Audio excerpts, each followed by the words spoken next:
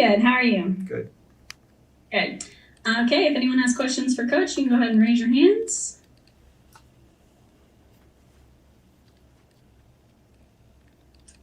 We will kick things off with Cliff Brunt with AP. Coach, just what stood out about your early dealings with George Hill in terms of just his acumen and his preparedness and his ability to perhaps lead the other guys? I mean, the words you chose were appropriate. You know, he's got acumen and he's got preparedness for sure. He's a great example. You know, he's very verbal and active with the guys in his own way, very subtly. But his main source of leadership is the way that he goes about his business. You know, he practices really, really hard. He doesn't take a rep off. When we're walking through something, he's full engagement. And he's kind of a walking example of a professional that has great practice habits. And that's the type of environment that we're trying to teach and that our players are trying to learn, the ones that are younger in their career, and they have somebody that is a great example of that in George. He's been a great influence so far. Next, we have Paris Lawson with OKCThunder.com. Hey, Coach. A lot of you and a lot of the players we're able to speak to have been very complimentary of the young guys, both returning and new, about how they're approaching training camp, and they're very hungry and ready to work hard. As a coach, what's it like for you to have a group that is really chomping at the bit, ready to prove themselves and take advantage of kind of this opportunity and clean slate ahead of them? Yeah, I want to be careful not to even make it young guys and older veteran guys. You know, one thing that we talk about a little bit is definition of leadership that we're going to use is that the leader is the person doing the right thing. And so George Hill has done a great job leading, but the main reason is because he's doing the right thing.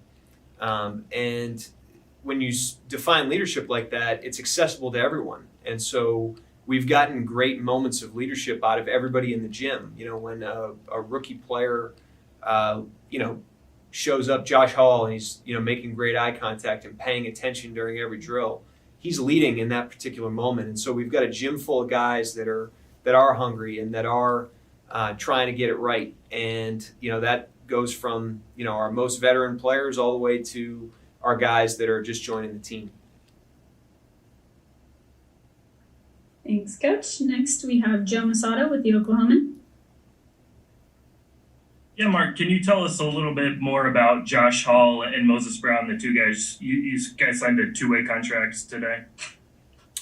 Yeah, I mean, we're excited about them. They're intriguing players. Moses obviously has a little bit of experience. Josh does not. But, two guys, again, like the rest of our group, really eager to learn. Both have great size for position. Both are very rangy athletically. So, a lot of raw tools there. And then so far, it's early, but so far have shown the type of qualities of people that improve. They work hard, they pay attention, they try to get it right. And they've embraced our environment and our culture so far. I know plans are still being finalized for what a G League season might look like and where it's going to be, whether that's in a bubble or not.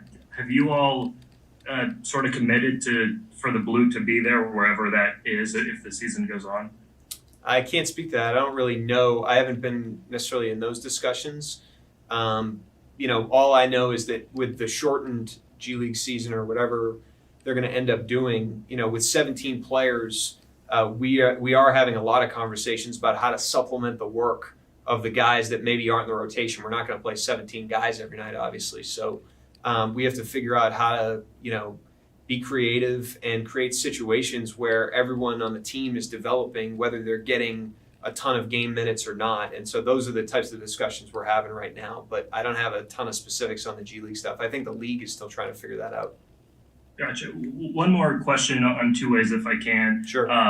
It seems like the rules are going to be a little more relaxed this year as far as eliminating that 45-day limit, maybe practices not counting against their clock and playing in upwards of 50 games.